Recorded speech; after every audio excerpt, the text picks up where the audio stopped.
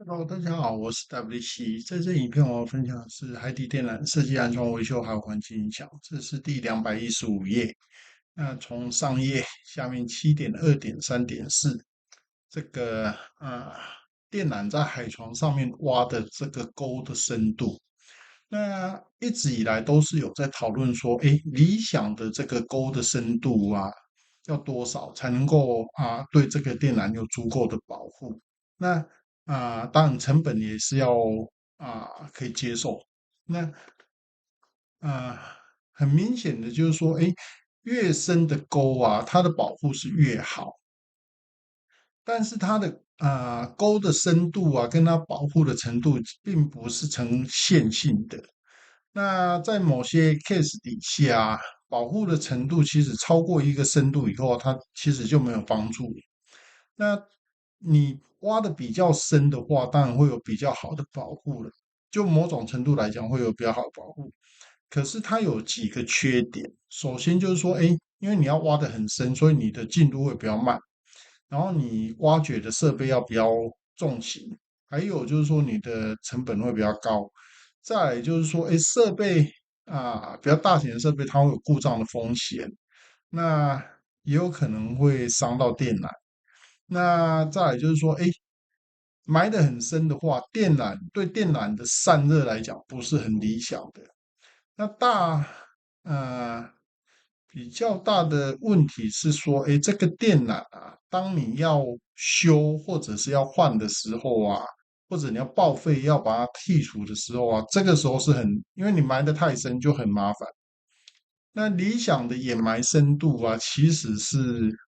变化蛮大的，因为一个电缆它从头到尾整个路线上面啊，取决于说你所需要的保护程度，还有这个底下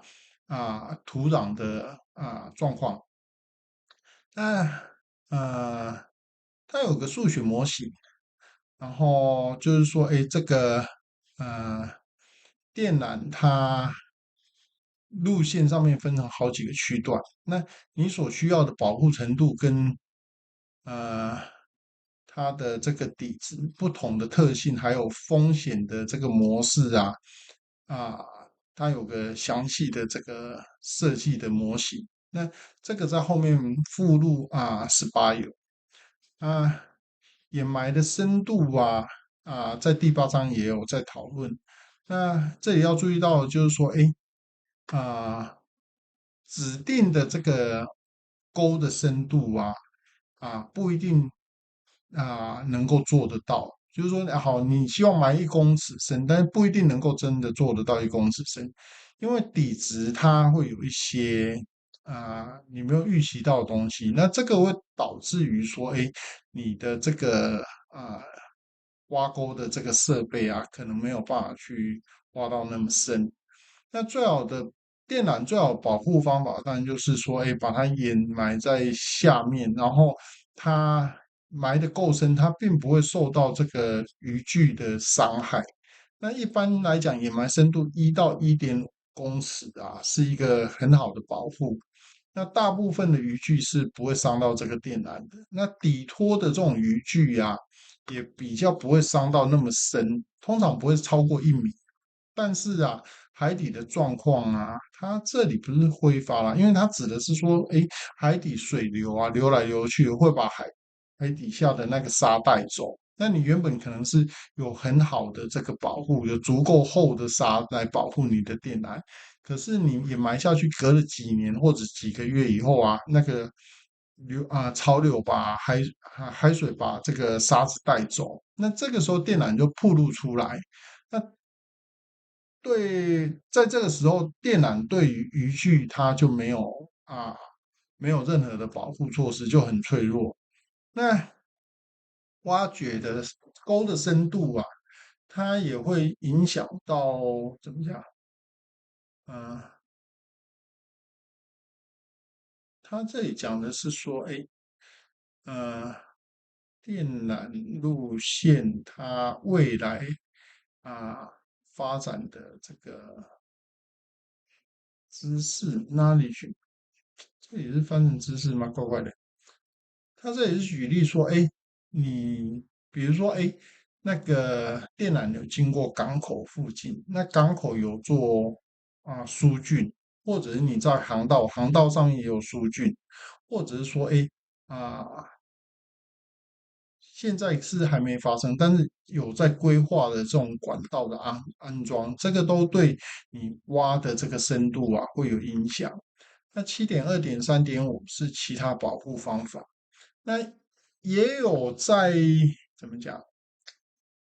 pre-trenching，就是说你在布放电缆之前，你就先挖沟的这个方法，它有用疏浚跟挖掘的方法。那电缆的沟它是在你电缆布放船的前面，它就开始挖，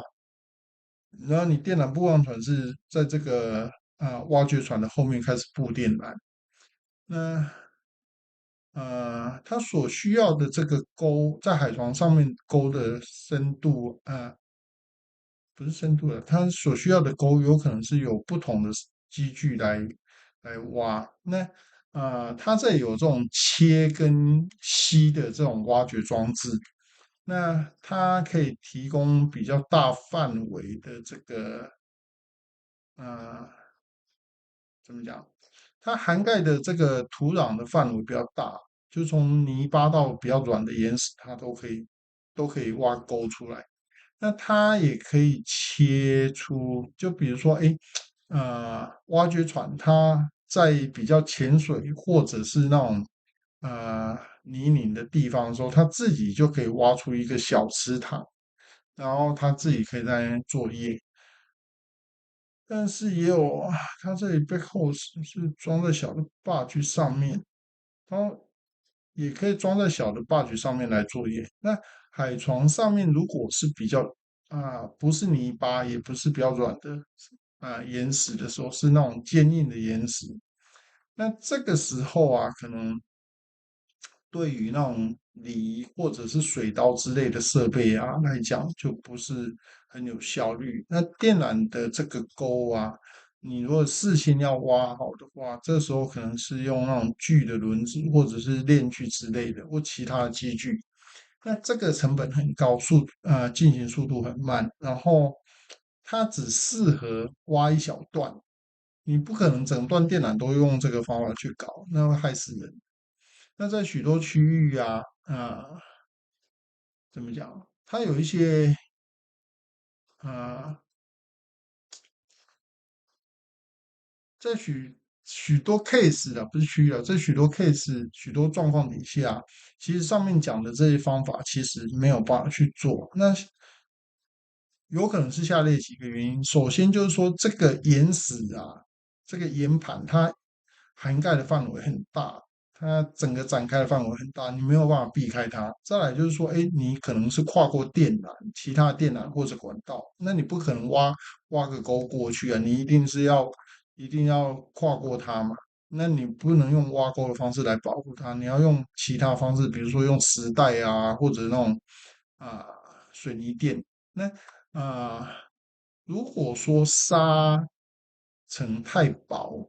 那没有办法达到说，你要的掩埋深度的时候，还有就是说，在海滩它没有大型的船只它没有办法进，没有办法说靠这个海滩很近的时候，然后，好，这个是第215页分享，谢谢，拜拜。